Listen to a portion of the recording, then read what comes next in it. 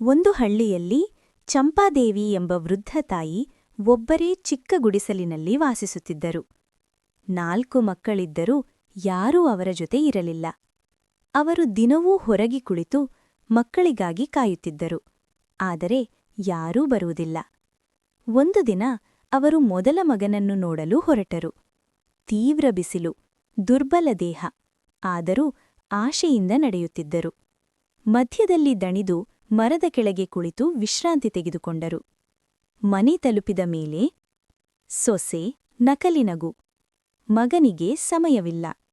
ಊಟವೂ ಸರಿಯಾಗಿ ಸಿಗಲಿಲ್ಲ. ಕೊನೆಗೆ ಮಗ ಹೇಳಿದನು, ಅಮ್ಮ, ನೀನು ಇನ್ನೊಬ್ಬ ಅಣ್ಣನ ಮನೆಗೆ ಹೋಗು.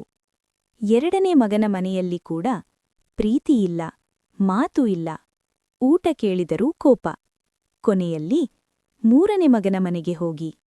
3ನೇ ಮನೆಯಲ್ಲಿಯೂ ಸ್ಟೋರ್ ರೂಮ್ ಹತ್ತಿರ ಹಾಸಿಗೆ, ಮಕ್ಕಳಿಂದ ದೂರ, ಒಣರೊಟ್ಟಿ ತಿನ್ನಬೇಕಾದ ಪರಿಸ್ಥಿತಿ. ಒಂದು ರಾತ್ರಿ ಅವರು ಕೇಳಿದರು, ಇವರನ್ನು 4ನೇ ಮಗನ ಬಳಿ ಕಳುಹಿಸೋಣ. 4ನೇ ಮಗ ಬಡವನು, ಆದರೆ ಹೃದಯ ಶ್ರೀಮಂತ. ಮಗ ಅಮ್ಮನನ್ನು ಅಪ್ಪಿಕೊಂಡನು. ಸೊಸೆ ಪ್ರೀತಿಯಿಂದ ನೋಡಿಕೊಂಡಳು. ಮೊಮ್ಮಗ ಸಂತೋಷದಿಂದ ಆಟವಾಡಿದ. ಇಲ್ಲಿ ಚಂಪಾದೇವಿಗೆ ಸಿಕ್ಕದ್ದು ನಿಜವಾದ ಪ್ರೀತಿ ಮತ್ತು ಗೌರವ. ಒಂದು ದಿನ ಅವರು ಹಾಸಿಗೆ ಹಿಡಿದರು. ಅವರು ಹೇಳಿದರು, ನಾನು ನಿಮ್ಮನ್ನು ಪರೀಕ್ಷಿಸುತ್ತಿದ್ದೆ. ನೀನು ನಿಜವಾದ ಮಗ. ಅವರು ಶಾಂತವಾಗಿ ಪ್ರಾಣಬಿಟ್ಟರು.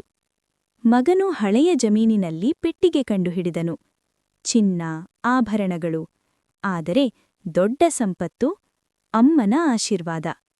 ಕೊನೆಯ ಪಾಠ: ತಾಯಿ ತಂದೆ ದೊಡ್ಡ ಆಶೀರ್ವಾದ. ಅವರನ್ನು ಗೌರವಿಸುವವನು ನಿಜವಾದ ಶ್ರೀಮಂತ.